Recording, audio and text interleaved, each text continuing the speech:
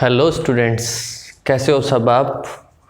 आज हम आपके लिए लेके आए हैं क्लास 8 के फर्स्ट चैप्टर का एग्रीकल्चर प्रैक्टिसेस टॉपिक।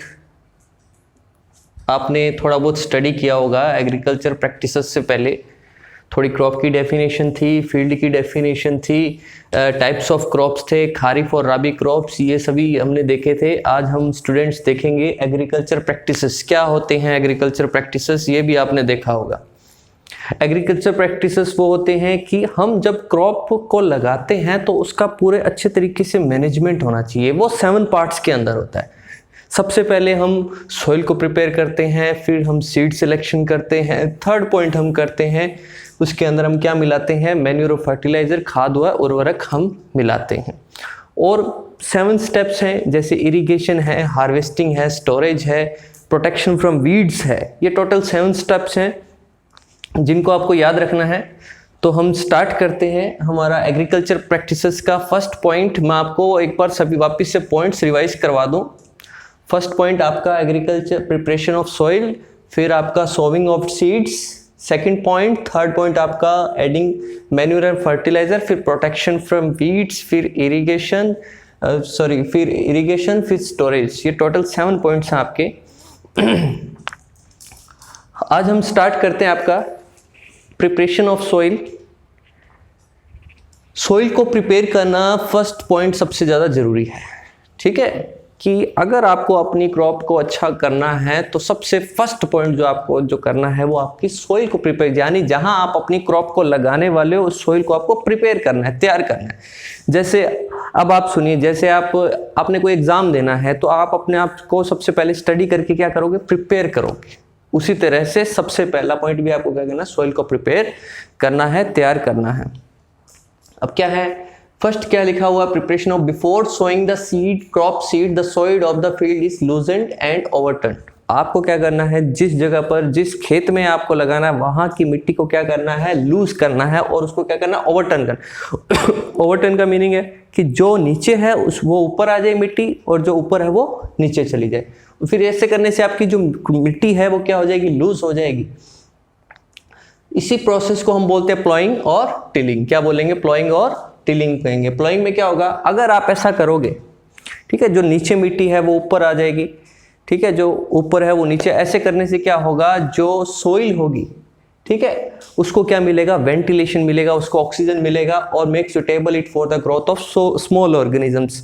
और इससे क्या होगा, उस सोइल के अंदर छोटे छोटे माइक्रो ऑर्गेनिजम्स क्या कर पाएंगे, ग्रो कर पाएंगे। ठीक है, माइक्रो ऑर्गेनिजम्स जैसे आपने सुना होगा, अर्थवॉर्म, रेड वॉर्म, ये सभी क्या होते हैं, फार्मर्स के क्या होते हैं, फ्रेंड होगा, आपने सुन भी रखा होगा। तो ये क्या है, इससे हम क्या कर सकते हैं, सॉइल को प्रिपेयर कर सकते हैं। आपको सॉइल को लूज करना है, लूज करने के बाद ओवन टर्न करना है। इस प्रोसेस को हम प्लॉइंग कहते हैं, प्लॉइंग कहते हैं, और उसे टिलिंग कहते हैं। और प्लॉइंग करने के बाद में आपको क्या मिलेगा, आपकी जो सॉइल उसको वेंटिलेशन, उसको ऑक्सीजन मिलेगा। फिर उसके बाद में आपको क्या मिलेगा, वहां पर स्मॉल ऑर्गेनिजम्स क्या कर सकते हैं, अच्छे से ग्रो कर सकते हैं। आई होप आपको ये पॉइंट बहुत अच्छे से समझ में आएगा। या आप बच्चों, आप इसका अच्छे से नोट्स प्रिपेयर करें। ये आपके क्लास 8 के फर्स्ट चैप्टर का पार्ट है, इसे आप अच्छे से प्रिपेयर कर सकते हैं। ठीक है, ये ventilation make it suitable for growth in soil.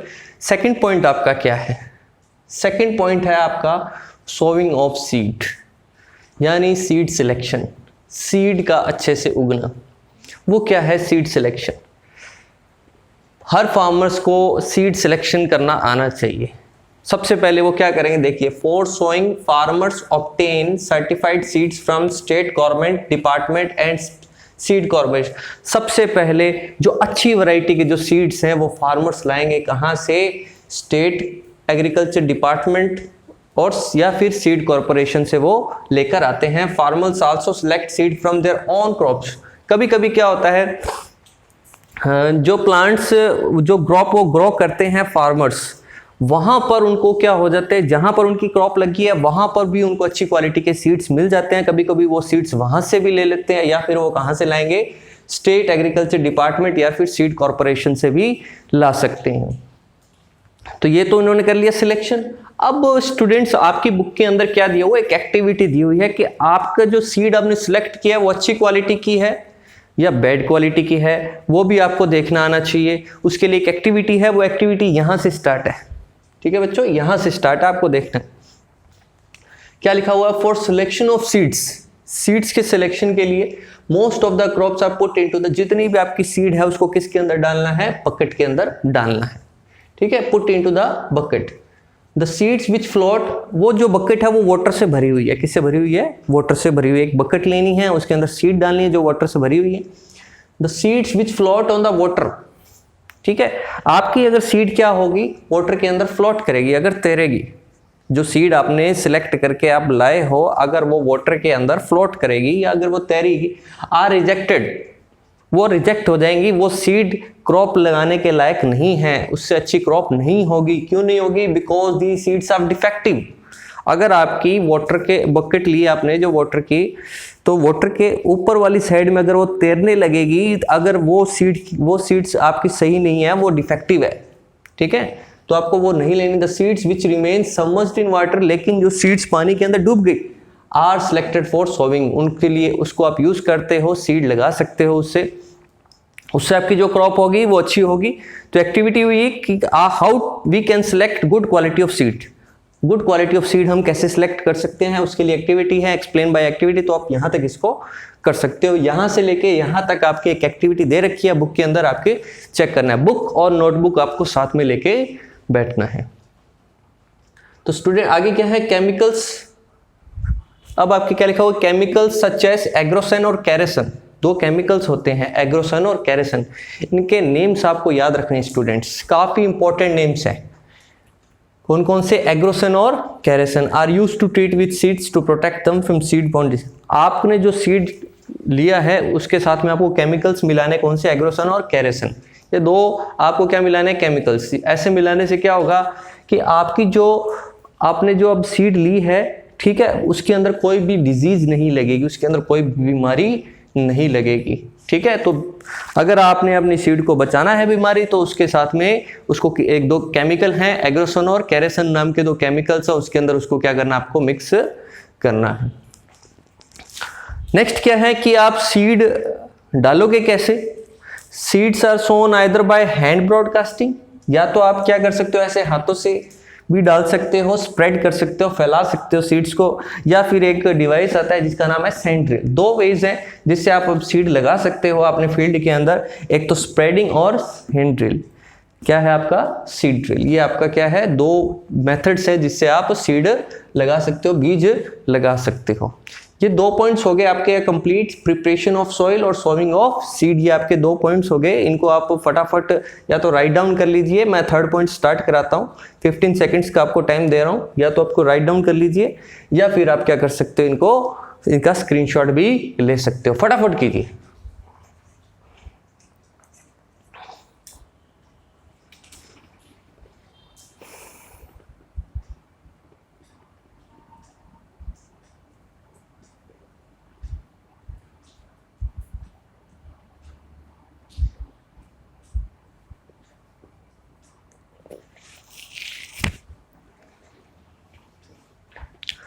So students, आपको सब समझ में आ रहा है ना? अगर आपको बाई चांस कोई प्रॉब्लम आ रही तो आप मुझसे पूछ सकते हो, कमेंट में मुझे बता सकते हो, मैं उस चीज़ को वापस एक्सप्लेन कर दूंगा। आज आपका थर्ड पॉइंट है adding manure and fertilisers. Adding manure and fertilisers. Manure को हिंदी में कहते हैं खाद और फर्टिलाइजर को बोलते हैं उर्वरक। जितने भी गाय का गोबर होता है जिसे हम काउ डंग बोलते हैं, और वेजिटेबल्स पील्स, फ्रूट पील्स यानी सब्जी और फलों के जो छिलके होते हैं, उनसे क्या बनता है? मैन्यूर, यानी हम इसे देसी खाद बोले तो भी चलेगा। ठीक है, और क्या है? फर्टिलाइजर्स। ये किसके अंदर बनते हैं? ये फैक्ट्रीज के अंदर बनते हैं। किसके अंदर बनते हैं? ये फैक्ट्री के अंदर बनते हैं। केमिकल्स होते हैं, पेस्टिसाइड, हर्बिसाइड्स, ये किसके अंदर सभी आएंगे? फर्टिलाइजर। अब क्या है, इनको हम क्या करते हैं? अपनी क्रॉप के अंदर ऐड करते हैं। क्यों करते हैं वो भी हम जान लेते हैं। देखो, crops obtain their minerals nutrients from the soil. जो फसलें होती हैं उसके अंदर उनको क्या मिलेगा? न्यूट्रिएंट्स मिलेगा। कहाँ से? अगर सॉइल के अंदर क्या है, सॉइल के अंदर अगर आपको क्या मिलेगा? Crops obtain their mineral nutrients. Crops को जो मिनरल न्यूट्रिएंट्स मिलते हैं वो कहाँ से मिलते हैं? सॉइल से मिलते हैं। कहाँ से मिलेंगे? वो सॉइल से मिलेंगे। जब उनको सॉइल से मिलेंगे, सो मैन्यूर एंड फर्ट, और वो न्यूट्रिएंट्स आएंगे कहाँ? सॉइल के अंदर। वो कहाँ से आएंगे? आपके मैन्योर और फर्टिलाइजर के अंदर आएंगे। मैन्योर और फर्टिलाइजर्स क्या देते हैं? आपकी जो सोइल है उसको न्यूट्रिएंट्स प्रोवाइड करते हैं और क्रॉप वहां से अपने न्यूट्रिएंट्स लेते हैं। अब क्या होगा? बिकॉज ऐसा हम क्यों करते हैं, हम क्यों डालते हैं? Because continuous growing of crop in a field. आप क्या करते हो? आपने एक फसल उगाई, फिर इसको कटाई कर दी, फिर वहां पे वापस आप फसल लगाते हो। ऐसा करने से उस सोइल के सारे के न्यूट्रिएंट्स खत्म हो जाते हैं। अगर वो न्यूट्रिएंट्स खत्म हो जाते हैं तो उनको वापस, उस सोइल को वापस न्यूट्रिएंट्स देने के लिए हम क्या करते हैं? मैन्योर और फर्टिलाइजर्स हम उसके अंदर ऐड करते हैं। तो ये आपका थर्ड पॉइंट हुआ, एडिंग मैन्योर एंड फर्टिलाइजर्स।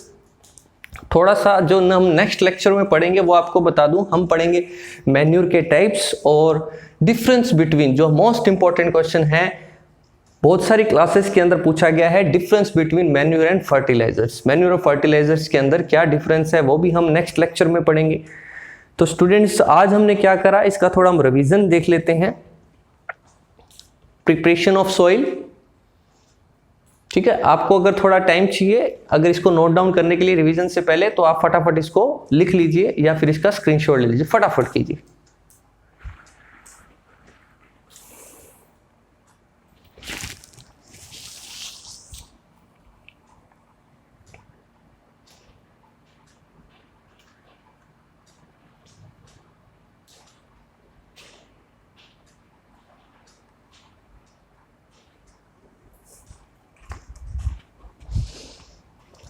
तो आज इस लेक्चर में हमने क्या पढ़ा, इसका रिवीजन कर लेते हैं। First of all, agriculture practices है, मैंने आपको बताया था 7 टाइप्स की होती हैं, ठीक है। 7 टाइप्स कौन से होते हैं? स्टेप वाइज होते हैं। चलो मैं आपको स्टूडेंट्स लिख के भी बता देता हूं कि कौन कौन से होते हैं।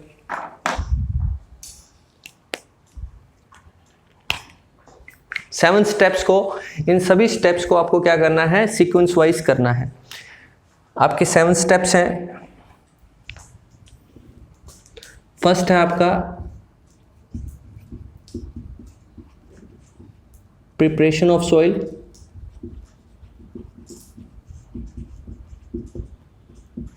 सेकंड आज हमने किया प्रिपरेशन ऑफ सॉइल, सेकंड हमने क्या किया? Sowing of seed, third adding manure and fertilisers, fourth, space का मैं बच्चों इसलिए यहां लिख रहा हूं, फोर्थ आपका प्रोटेक्शन फ्रॉम वीड्स,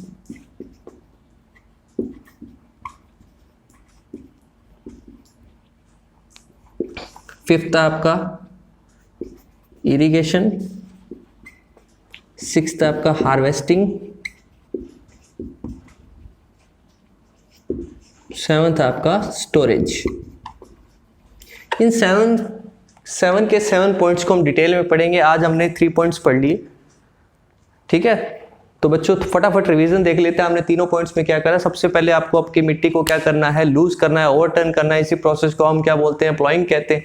प्लॉइंग करने की हेल्प से क्या मिलेगा? आपकी सॉइल को वेंटिलेशन मिलेगा, ऑक्सीजन मिलेगा और स्मॉल ऑर्गेनिजम्स क्या कर सकते हैं? उसके अंदर ग्रो कर सकते हैं। सेकंड पॉइंट आपने क्या है? Seed, sowing of seed, seed लगाना। सबसे पहले आपको गुड क्वालिटी ऑफ सीड्स लेने हैं। कहाँ से लेने हैं? स्टेट एग्रीकल्चर डिपार्टमेंट और सीड कॉर्पोरेशन से लेने हैं। और आपको कहाँ से लेने हैं? फार्मर्स आल्सो सेलेक्ट फ्रॉम, अपनी खुद की क्रॉप से भी आप सीड ले सकते हो। फिर आपको एक एक्टिविटी करनी है, आपको एक बकेट लेनी है, उसके अंदर वाटर लेना है। वाटर जो सीड आप ऊपर तैरोगे उसके अंदर सीड डालने हैं, जो सीड ऊपर तैरेंगे, ठीक है, वो सीड तो आपके क्या है? डिफेक्टिव है, जो डूब जाएंगे बकेट के अंदर, जो वाटर से भरी हुई है। तो वो जो सीड होंगे वो आपको उनको यूज में ले सकते हो फसल को अपनी उगाने के लिए, ठीक है। और 2 केमिकल से आप ट्रीट करोगे इन सीड को ताकि आपकी सीड को कोई बीमारी ना लगे। कौन से हैं? एग्रोसन और कैरेसन। 2 तरीकों से आप अपने क्या कर सकते हो? सीड्स को लगा सकते हो, या फिर स्प्रेड करके लगा सकते हो, या फिर सेंट्रिल से लगा सकते हो, ठीक है। ये टोटल आपके क्या हो गया? सोइंग ऑफ सीड के बारे में। अब बात करते हैं एडिंग मैन्योर एंड फर्टिलाइजर के बारे में।